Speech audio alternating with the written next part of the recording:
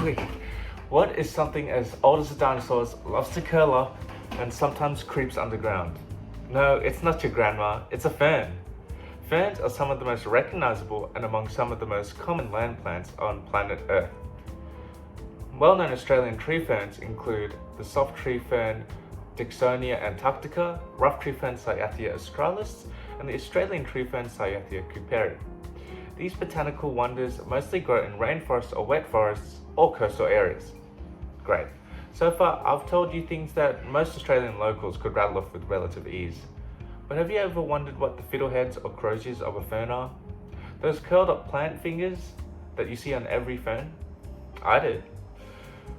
But to understand what this natural phenomenon is, we first need to understand what is a fern and what are the life steps that are required for it to take this form.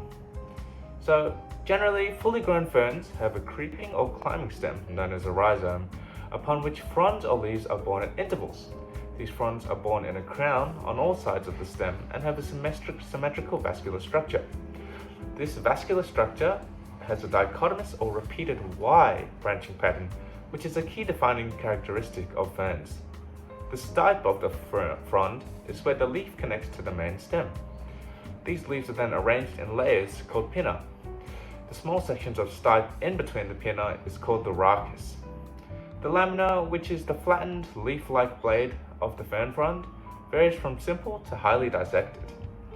Another key defining feature of ferns is the presence of sporangium clusters called sori on the undersides of the fronds. The sporangia are the organs in which the spores develop and are sometimes protected by modified hairs or scales. These spores spread via air or water and asexually reproduce new ferns. Ferns can also reproduce sexually through small anthalus gametophytes. These gametophytes are usually heart-shaped and present antheridia, little sacs that grow on the surface.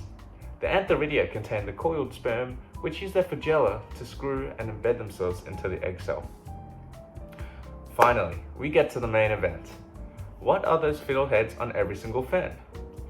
It is also, it is the young bud of a fern. It gets its Circinate vernation, roughly meaning rolled bud, from the unequal growth of the blades on either side of the rachis.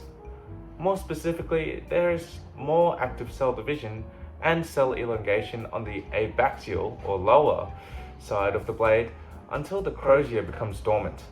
This unequal growth on the abaxial side is called hypernasty. Sounds like a bad party to me. Let me demonstrate using two pieces of paper. Right, I have here two pieces of paper that I've taped together, and they represent the two sides of the leaf on either side of the rachis. Let's say that this leaf represents the abaxial side. So, what we see is that, as we know, the abaxial side grows more, and that results in a curling. And over time, this curling develops into the iconic fiddleheads that we see today. And then, as it reaches the late stages of development, the auxins production increases and the adaxial side catches up, leading to the unfurling of the fiddlehead. Once the blade has reached sufficient growth on the abaxial side, the croziers are unrolled due to the more rapid and total growth on the adaxial side of the blade, with the D. Stephen Briggs explained that this sudden change in development is the result of increased net production of auxin. Auxin is a plant growth controlling hormone which is used by plants to stimulate cell elongation. According to Irving Knobloch, this vernation is undoubtedly a fixed genetic response and not changeable by any environmental factors.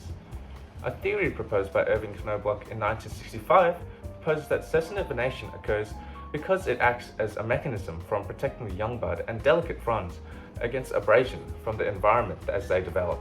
This is particularly important when you consider the many creeping types of ferns that come into contact with the ground. So there we go. We now know that these mysterious fiddleheads are actually immature ferns protecting themselves from the environment as they grow. Hopefully, I was able to convince you to be as fond of ferns as I am. Said, hey, yeah, yeah, hey, yeah, yeah, Circinate, Vernation.